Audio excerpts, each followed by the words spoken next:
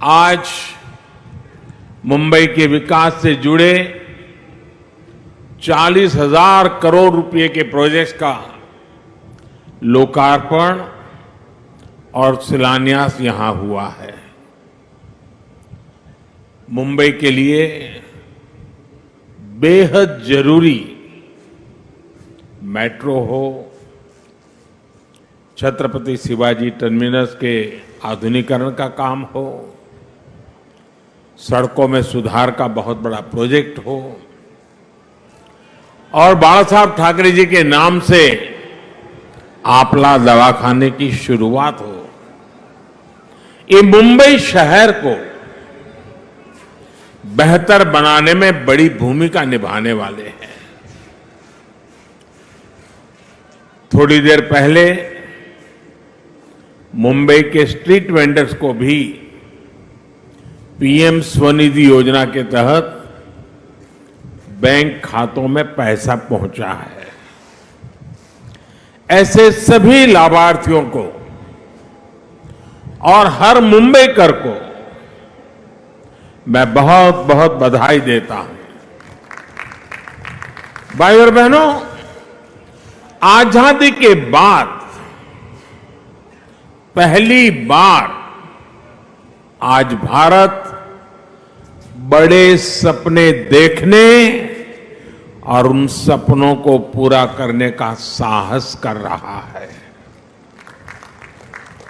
वरना हमारे यहां तो पिछली सदी का एक लंबा कालखंड सिर्फ और सिर्फ गरीबी की चर्चा करना, दुनिया से मदद मांगना, जैसे तैसे गुजारा करने में ही बीत गया। ये भी आजाद भारत के इतिहास में पहली बार हो रहा है जब दुनिया को भी भारत के बड़े बड़े संकल्पों पर भरोसा है।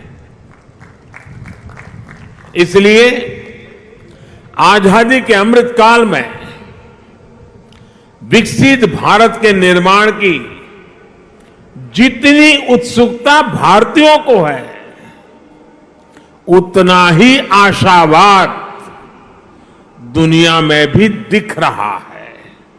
और अभी शिंदे जी दावोस का अपना अनुभव वर्णन कर रहे थे। ये सब जगह पे यही अनुभव आ रहा है। भारत को लेकर दुनिया में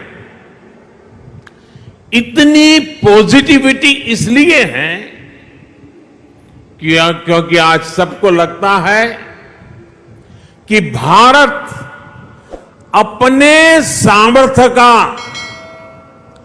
बहुत ही उत्तम तरीके से सदुपयोग कर रहा है। आज हर किसी को लग रहा है कि भारत वो कर रहा है जो तेज विकास के लिए, समृद्धि के लिए बहुत आवश्यक है। आज भारत अभूतपूर्व आत्मविश्वास से भरा हुआ है। छत्रपति शिवाजी महाराज की प्रेरणा से स्वराज और सुराज की भावना आज के हिंदुस्तान में डबल इंजन सरकार में प्रबल रूप से प्रकट होती है। भाई और बहनों, हमने वो समय देखा है जब गरीब के कल्याण के पैसे घोटालों की भेंट चढ़ जाते थे। टैक्स पेयर से मिले टैक्स को लेकर संवेदनशीलता का नामो निशान नहीं था। इसका नुकसान करोड़ों करोड़ों देशवासियों को उठाना पड़ा। बीते 8 वर्षों में हमने इस अप्रोच को बदला है। आज भारत फ्यूचरिस्टिक सोच और मॉडर्न अप्रोच के साथ अपने फिजिकल और सोशल इंफ्रास्ट्रक्चर पर खर्च कर रहा है। आज देश में एक तरफ घर, टॉयलेट, बिजली, पानी, कुकिंग गैस, मुफ्त इलाज, medical college, AIIMS, IIT, IIM जैसी सुविधाओं का तेज गति से निर्माण हो रहा है। वहीं दूसरी तरफ आधुनिक कनेक्टिविटी पर भी उतना ही जोर है।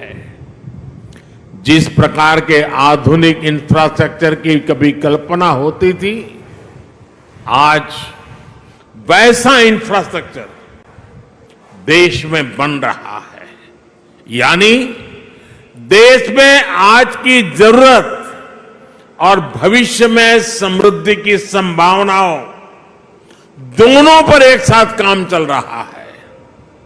दुनिया की बड़ी बड़ी अर्थव्यवस्थाएं आज बेहाल है, लेकिन ऐसे मुश्किल समय में भी भारत 80 करोड़ से अधिक देशवासियों को मुफ्त राशन देकर के कभी भी उनके घर का चूल्हा बुझने नहीं देता है। ऐसे माहौल में भी भारत इंफ्रास्ट्रक्चर के निर्माण पर अभूतपूर्व निवेश कर रहा है। ये आज के भारत की प्रतिबद्धता को दिखाता है। विकसित भारत के हमारे संकल्प का प्रतिबिंब है। भाइयों और बहनों, विकसित भारत के निर्माण में हमारे शहरों की भूमिका सबसे अहम है। इसमें भी अगर हम महाराष्ट्र की बात करें तो आने वाले 25 वर्षों में राज्य के अनेक शहर भारत की ग्रोथ को गति देने वाले हैं। इसलिए मुंबई को भविष्य के लिए भी तैयार करना ये डबल इंजन सरकार की प्राथमिकता है। हमारी ये प्रतिबद्धता मुंबई में मेट्रो नेटवर्क के विस्तार में भी दिखती है। 2014 तक मुंबई में सिर्फ 10-11 किलोमीटर तक मेट्रो चलती थी। जैसे ही आपने डबल इंजन सरकार बनाई, वैसे ही इसका तेजी से विस्तार हुआ है। कुछ समय के लिए काम धीमा जरूर हुआ, लेकिन शिंदे जी और देवेंद्र जी की जोड़ी के आते ही अब फिर तेजी से काम होने लगा है। मुंबई में 300 किलोमीटर के नेटवर्क की तरफ हम तेज गति से आगे बढ़ रहे हैं। साथियों, आज देश भर में रेलवे को आधुनिक बनाने के लिए मिशन मोड पर काम चल रहा है। मुंबई लोकल और महाराष्ट्र की रेल कनेक्टिविटी को भी इससे फायदा हो रहा है। डबल इंजन सरकार सामान्य मानवी को भी वही आधुनिक सुविधा, वही साफ सफाई, उसी तेज रफ्तार का अनुभव देना चाहती है जो कभी साधन संपन्न लोगों को ही मिलती थी। इसलिए आज रेलवे स्टेशनों को भी एयरपोर्ट की तरह ही विकसित किया जा रहा है। अब देश के सबसे पुराने रेलवे स्टेशनों में से एक छत्रपति शिवाजी महाराज टर्मिनस का भी कायाकल्प होने जा रहा है। हमारी ये धरोहर अब 21वीं सदी के भारत की शान के रूप में भी विकसित होने जा रहा है। यहां लोकल और लंबी दूरी की ट्रेनों के लिए अलग अलग सुविधाएं बनेगी। लक्ष्य यही है कि सामान्य यात्रियों को बेहतर सुविधा मिले, काम के लिए आना जाना आसान हो।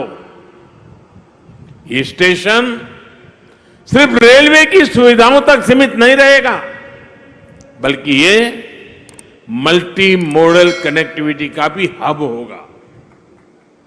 यानी बस हो, मेट्रो हो, टैक्सी हो, ऑटो हो, यातायात के हर साधन यहां एक ही छत के नीचे कनेक्टेड होंगे।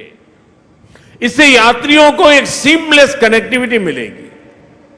यही मल्टी मॉडल कनेक्टिविटी है जिसे हम देश के हर शहर में विकसित करने जा रहे हैं।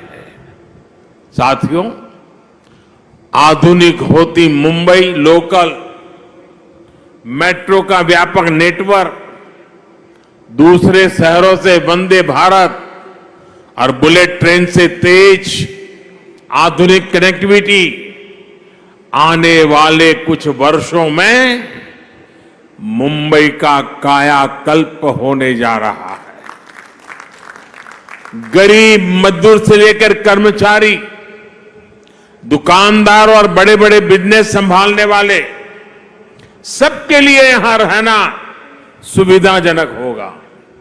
यहां तक कि आसपास के जिलों से भी मुंबई आना जाना भी सुलभ होने वाला है।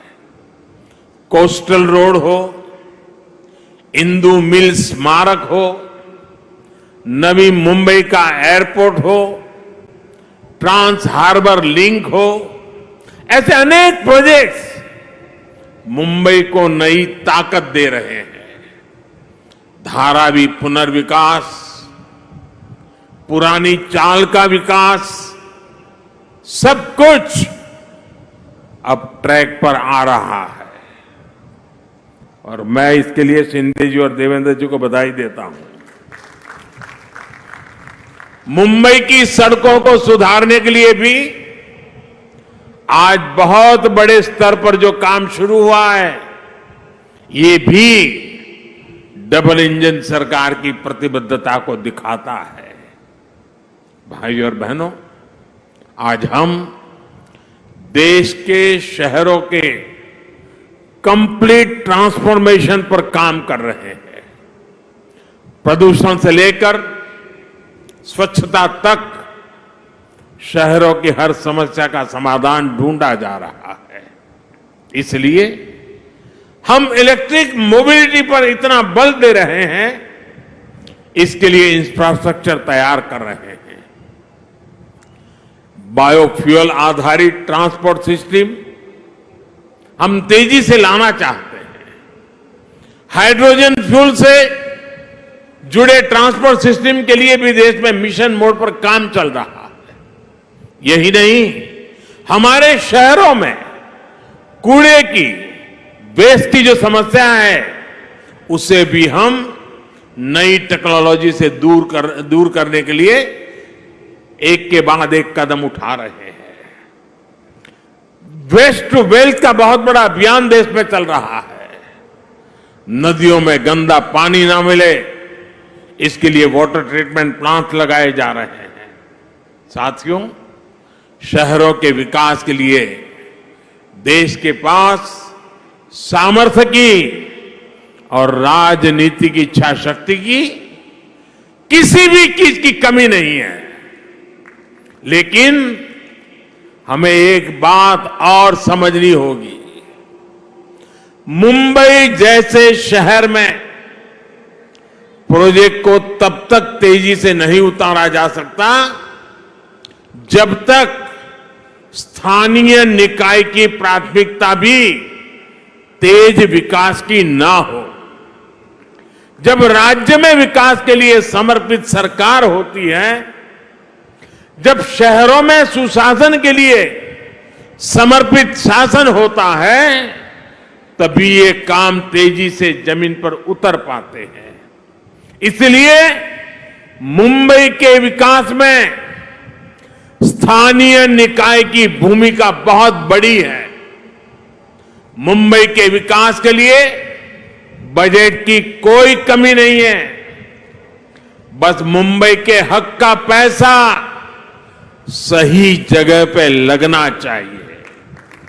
अगर वो भ्रष्टाचार में लगेगा, पैसा बैंकों की तिजोरी में बंद पड़ा रहेगा, विकास के काम को रोकने की प्रवृत्ति होगी, तो फिर मुंबई का भविष्य उज्जवल कैसे होगा?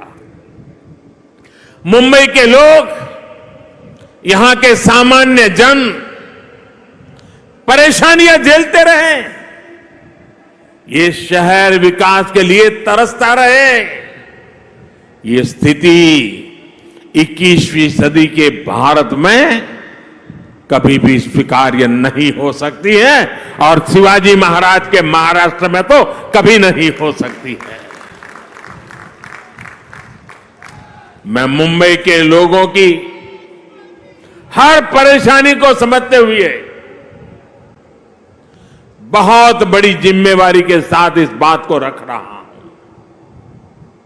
भाजपा की सरकार हो, एनडीए की सरकार हो, कभी विकास के आगे राजनीति को नहीं आने देती। विकास हमारे लिए सबसे बड़ी प्राथमिकता है। अपने राजनीतिक स्वार्थ की सिद्धि के लिए भाजपा और एनडीए की सरकारें कभी विकास के कार्यों पर ब्रेक नहीं लगाती।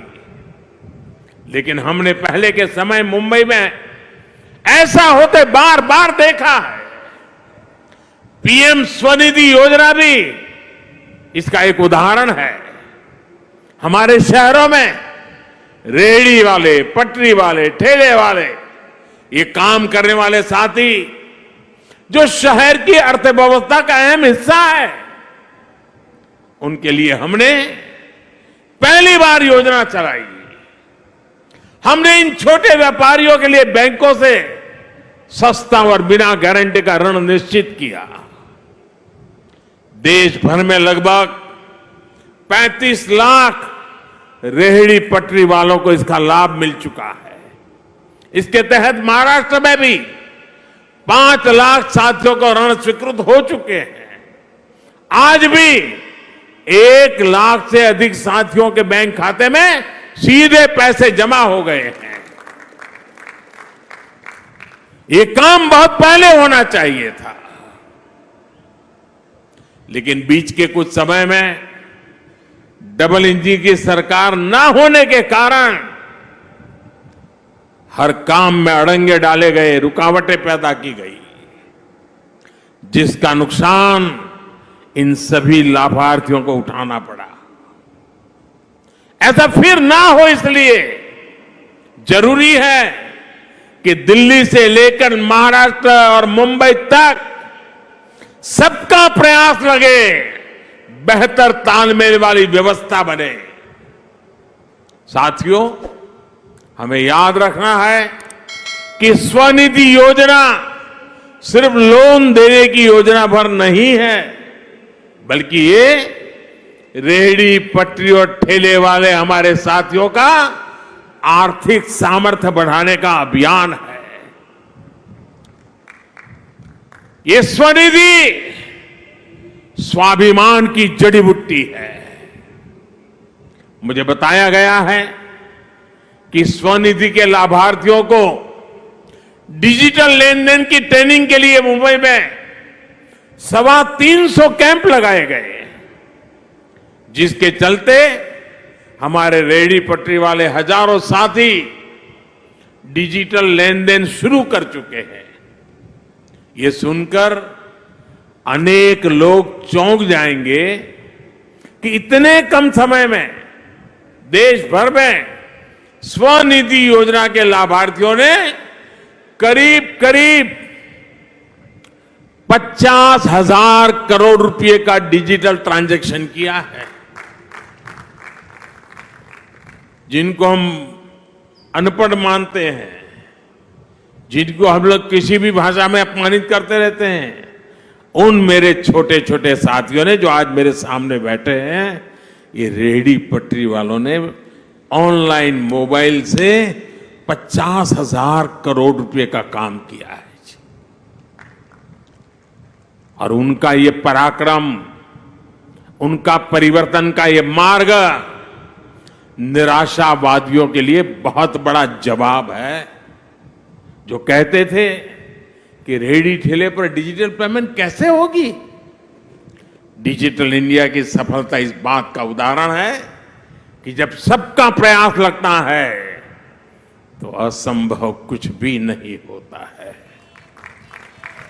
सबका प्रयास की इसी भावना से हम मिलकर मुंबई को विकास की नई ऊंचाई पर ले जाएंगे। और मैं मेरे रेहड़ी पटरी वाले भाइयों से मैं कहना चाहता हूं, आप मेरे साथ चलिए।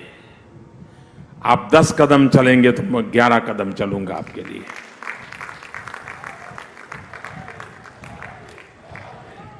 मैं ये इसलिए कह रहा हूं कि हमारे रेहड़ी पटरी वाले भाई बहन साहूकार के पास पैसे ब्याज लेने के लिए जाते थे। दिन भर व्यापार करने के लिए उसको 1000 रुपये की जरूरत है, वो देने से पहले ही 100 काट लेता था, 900 देता था।